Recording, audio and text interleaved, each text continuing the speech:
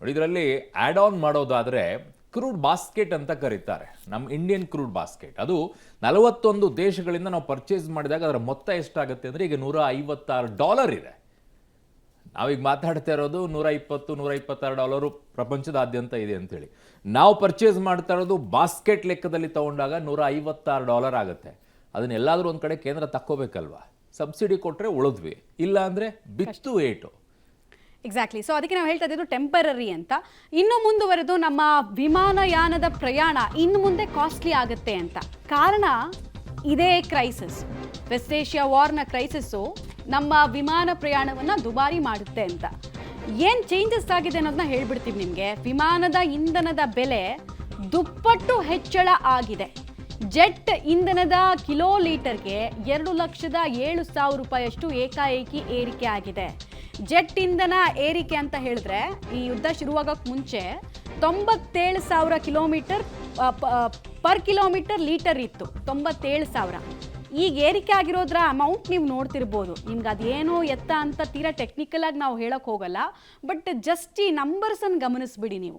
97,000 ಇದ್ದಿದ್ದು 2 ಲಕ್ಷಕ್ಕೆ ಜಸ್ಟ್ ಒಂದು ತಿಂಗಳಲ್ಲಿ ಏರಿಕೆ ಆಯಿತು ಅಂದರೆ 200% ಪ್ರೈಸ್ ಹೈಕ್ ಆಯಿತು. ಈಗ ವಿಮಾನಯಾನ ನಡೆಸುವಂತಹ ಸಂಸ್ಥೆಗಳೇನು ಮಾಡ್ತವೆ, ಆ ಪ್ರೈಸನ್ನು ಸಾರ್ವಜನಿಕರ ತಲೆಗೆ ಕಟ್ಟುತ್ತೆ. ಸೊ ಇನ್ನು ಮುಂದೆ ನಾವು ಬೆಂಗಳೂರಿನಿಂದ ಮಂಗಳೂರಿಗೆ ಏನೊಂದು 2,000-5,000 ರೂಪಾಯಿ ಕೊಟ್ಟು ಹೋಗ್ತಾ ಇದ್ವಲ್ಲ ಪ್ರಿಯಾರ್ ಬುಕ್ಕಿಂಗ್ ಮಾಡಿದರೆ, ಇನ್ನು ಮುಂದೆ ಆ ಕಾಸ್ಟ್ಲಿ ಆ ರೇಟು ಇನ್ನೂ ಡಬಲ್ ಆಗಬಹುದು.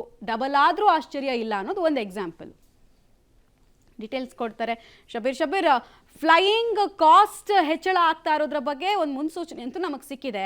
ಏಕಾಏಕಿ ಇಷ್ಟು ಜಂಪ್ ಆಗೋದಕ್ಕೆ ಆಯಿಲ್ ಸಿಗದೇ ಇರೋದು, ಅಂದರೆ ಕ್ರೂಡ್ ಆಯಿಲ್ ಸರಿಯಾದ ಪ್ರಮಾಣದಲ್ಲಿ ಸಿಗದೇ ಇರೋದು ಕಾರಣನ, ಅಥವಾ ಕಾಸ್ಟ್ ಪ್ರೊಡಕ್ಷನ್ ಜಾಸ್ತಿ ಆಗ್ತಾ ಇದೆ, ಸುತ್ತಾಕೊಂಡು ಹೋಗಬೇಕು ಫ್ಲೈಯಿಂಗ್ ಝೋನ್ ಅನ್ನೋ ಕಾರಣಕ್ಕೆ? ಎರಡೂ ಕಾರಣ ಇದೆಯಾ, ಒಂದೇ ಕಾರಣನ? ನೋಡಿ, ಈಗ ಸದ್ಯಕ್ಕೆ ಜೆಟ್ ಫ್ಯೂಲ್ ಏನಿದೆ ಅದು ಅದರ ಬೆಲೆಯಲ್ಲಿ ನಿರಂತರವಾಗಿ ಏರಿಕೆ ಕಾಣ್ತಾ ಇರುವಂಥದ್ದು. ಮಧ್ಯಪ್ರಾಚ್ಯದಲ್ಲಿ ಸಂಘರ್ಷ ಏನು ಏರ್ಪಟ್ಟಿದೆ, ಇದರಿಂದಾಗಿ ಬೇರೆ ಬೇರೆ ಕಡೆಯಿಂದ ಕಚ್ಚಾ ತೈಲವನ್ನು ಆಮದು ಮಾಡ್ಕೊಳ್ತಾ ಇದೀವಿ. ಇದರ ಭಾಗನೇ ಒಂದು ಭಾಗ ಜೆಟ್ ಫ್ಯೂಲ್ ಕೂಡ ಆಗಿರುವಂಥದ್ದು. ಸೊ ಇದರ ಪ್ರೊಡಕ್ಷನ್ ಕಾಸ್ಟ್ ಕೂಡ ಹೆಚ್ಚಾಗ್ತಾ ಇರುವಂಥದ್ದು, ಮತ್ತೆ ಬೇರೆ ಬೇರೆ ಕಡೆಯಿಂದ ಸಾಗಾಟ ಮಾಡುವಂಥ ವೆಚ್ಚ ಕೂಡ ಈಗ ಸಹಜವಾಗಿ ಹೆಚ್ಚಾಗ್ತಾ ಇದೆ. ಸೊ ಈಗಾಗಲೇ ನಾವು ಒಂದು ನೆನಪಿನಲ್ಲಿರಬೇಕಾದಂಥ ಸಂಗತಿ ಏನು ಅಂದರೆ, ಕಳೆದ 15 ದಿನಗಳ ಹಿಂದೆ ಅಷ್ಟೇ ಒಂದಷ್ಟು ದರ ಏರಿಕೆಯನ್ನು ವಿಮಾನಯಾನದ ವಲಯದಲ್ಲಿ ನೋಡ್ಲಿಕ್ಕೆ ಕೂಡ ಸಿಕ್ಕಿತ್ತು. ಫಾರ್ ಎಕ್ಸಾಂಪಲ್ ಏರ್ ಇಂಡಿಯಾ ಮತ್ತೆ ಇಂಡಿಗೋ ಅಂತ ಸಂಸ್ಥೆಗಳು ಡೊಮೆಸ್ಟಿಕ್ ಏರ್ಲೈನ್ಸ್ ಅಲ್ಲಿ, ಅಂದ್ರೆ ದೇಶದ ಒಳಗಡೆ ಸಂಚಾರ ಮಾಡುವಂತಹ ವಿಮಾನಗಳಿಗೆ ಪ್ರತಿ ಸೀಟಿಗೆ 400-500 ರೂಪಾಯಿ ಹೆಚ್ಚಿನ ದರವನ್ನು ನಿಗದಿ ಮಾಡಿತ್ತು.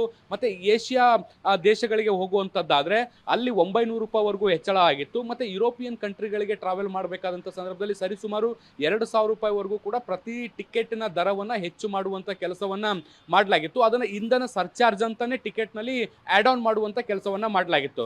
ನೋಡಿ, ಆರಂಭದಲ್ಲಿ ಎಲ್ಲರೂ ಕೂಡ ಅನ್ಕೊಂಡಿದ್ದೇನು, ಒಂದು 2 ವಾರ 3 ವಾರಗಳಿಗೆ ಈ ಯುದ್ಧ ನಡಿಬಹುದು, ಆ ಸರ್ಟನ್ ಟೈಮ್ ಅಲ್ಲಿ ಈ ಕ್ರೂಡ್ ಆಯಿಲ್ ನ ದರ ಹೆಚ್ಚಾಗುತ್ತೆ, ಹೀಗಾಗಿ ನಾವು ಅದನ್ನ ಆಯಿಲ್ ಸರ್ಚಾರ್ಜ್ ಅನ್ನುವಂತ ನಿಟ್ಟಿನಲ್ಲಿ ಮೆನ್ಷನ್ ಮಾಡಿ ಗ್ರಾಹಕರಿಗೆ ಮನವರಿಕೆ ಮಾಡಿಕೊಡುವಂತ ಕೆಲಸವನ್ನ ಮಾಡೋಣ ಅಂತ ವಿಮಾನಯಾನ ಕಂಪನಿಗಳು ನಿರ್ಧರಿಸಿದ್ವು. ಆದ್ರೆ ಈಗ ಪರಿಸ್ಥಿತಿ ಸಂಪೂರ್ಣವಾಗಿ ಭಿನ್ನವಾಗಿರುವಂತದ್ದು. ಮತ್ತೆ ಕಚ್ಚಾ ತೈಲದ ಬೆಲೆ ನಿರಂತರವಾಗಿ ಏರಿಕೆ ಆಗ್ತಾ ಇರುವಂತಹ ಹಿನ್ನೆಲೆಯಲ್ಲಿ ಸಹಜವಾಗಿ ಜೆಟ್ ಫ್ಯೂಲ್ ಕೂಡ ಏರಿಕೆ ಆಗಿರುವಂತದ್ದು. ಅದರ ಭಾಗವಾಗಿ ಈಗ ಗ್ರಾಹಕರ ಮೇಲೆ ಅದರ ಹೊರೆ ಆಗ್ತಾ ಇರುವಂತದ್ದು. ಈಗ ವಿಮಾನಯಾನ ಸಂಸ್ಥೆಗಳು ಕೂಡ ಟಿಕೆಟ್ ದರವನ್ನ ಹೆಚ್ಚು ಮಾಡುವಂತ ಸಾಧ್ಯತೆಗಳು ಖಂಡಿತವಾಗ್ಲೂ ನಿರೀಕ್ಷೆ ಮಾಡಬಹುದು. ಮಮತಾ, ಧನ್ಯವಾದ ಶಬೀರ್ ತಮ್ಮ ಮಾಹಿತಿಗಾಗಿ.